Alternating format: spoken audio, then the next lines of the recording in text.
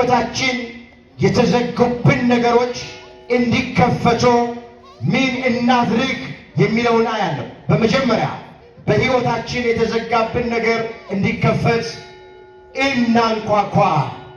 ምን እናድርግ? ምን እናድርግ? መጽሐፍ እንደዚህ ይላል፣ አንኳኩ ይከፈትላችሁማል ተብሎ ተጽፏል። በዚህ በማቴዎስ ወንጌል በምዕራፍ 7 ቁጥር 7 ላይ የተመዘገበ እግዚአብሔር ቃል ሲጀምር እንዲህ ብሎ ይጀምራል። ለምኑ ይሰጣችኋል፣ ፈልጉ ታገኛላችሁ፣ በዚህ አንኳኩ ይከፈትላችኋል የሚለው የእግዚአብሔር ቃል ነው። ይሄ እስኪ አብረን እንበለው። ለምኑ በሉ እስኪ፣ ይሰጣችሁማል፣ ፈልጉ ታገኙማላችሁ፣ አንኳኩ ይከፈትላችኋል። የእግዚአብሔር ልጆች ይሄ ድምፅ የሚሰማችሁ በሩቅ በቅርብ ያላችሁ ብዙ የተዘጉብን ነገር በሕይወታችን አለ። ምንም ጥርጥር የለም። አንዳንዶቻችን የጤና ጉዳይ ተዘግቶብናል፣ የእንጀራ ጉዳይ ተዘግቶብናል፣ የፍትህ ጉዳይ ተዘግቶብናል፣ የፍርድ ቤት ጉዳይ ተዘግቶብናል፣ የውጭ ጉዳይ ተዘግቶብናል፣ የአገልግሎት ጉዳይ ተዘጋብን ሰዎች አለን። የሰላም ነገር በሀገራችን ላይ ተዘግቷል። ስንቱን ልጠርቅ? ብዙ የተዘጉ ነገሮች አሉ። እንዴት ይከፈቱ? ሳናቋርጥ እናንኳኳ። ለሚያንኳኩ ሰዎች እግዚአብሔር ይከፍታል። ወንድሞቼ ምንድን ነው የተዘጋባችሁ? እህቶቼ ምንድን ነው የተዘጋባችሁ? አንኳኩ በጸሎት መጽሐፍ አንኳኩ ይከፈትላችኋል ነው ይል። ስለዚህ የተዘጋው ነገር እስኪከፈት ድረስ እባካችሁ ሳናቋርጥ እናንኳኳ። አሁን ማን ነው እዚህ ጉባኤ አምሽቶ ወደ ቤቱ ሲሄድ ቤቱ ደጃፍ ላይ ቆሞ ያንኳኳል? ቤተሰብ፣ ሰራተኛ፣ ወንድም፣ እህት ቤት ውስጥ ያለ ሰው አልሰማም ነው ደግሞ ያንኳኳል።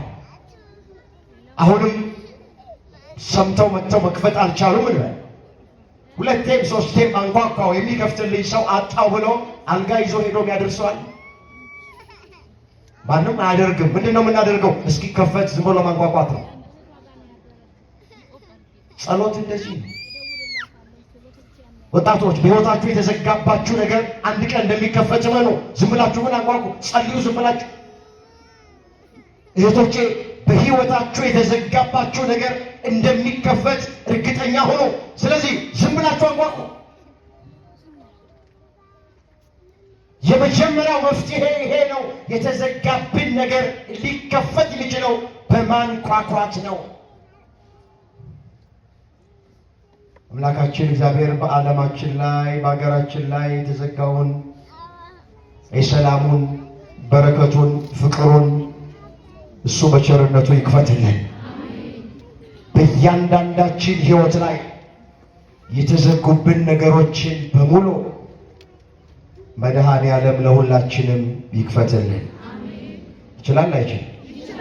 አቤት እሱ ይከፍታል አለ። የሚዘጋ የለም፣ እሱ ይዘጋል፣ የሚከፍትም ማንም የለም ተብሎ ተጽፏል። ትንቢተ ኢሳይያስ ምዕራፍ 22 ቁጥር 22 ላይ የተመዘገበ እግዚአብሔር ቃል። እስኪ ቃል ባካችሁ ሁላችሁም አስተውሉት። ኢሳይያስ 22 ቁጥር 22 ላይ እንዲህ የሚል ቃል ተመዝግቧል። የዳዊትም ቤት መክፈቻ በጫንቃው ላይ አኖራለሁ፣ እርሱም ይከፍታል፣ የሚዘጋ የለም፣ እርሱም ይዘጋል፣ የሚከፍትም የለም። እግዚአብሔር የከፈተውን ማንም ሰው ሊዘጋው አይችልም። እግዚአብሔር የዘጋውን ማንም ሰው ሊከፍት አይችልም። እግዚአብሔር ከነሳ የሚሰጥ የለም። እግዚአብሔር ከሰጠ የሚነሳ የለም። ስለዚህ ወደሚዘጋውም ወደሚከፍተውም አምላክ እንጸልይ። ጉዳያችን ያለው ሰዎች እጅ አይደለም። ጉዳያችን ያለው እግዚአብሔር እጅ ጋር ነው። ማእጅ ጋር ነው። እግዚአብሔር እጅ ጋር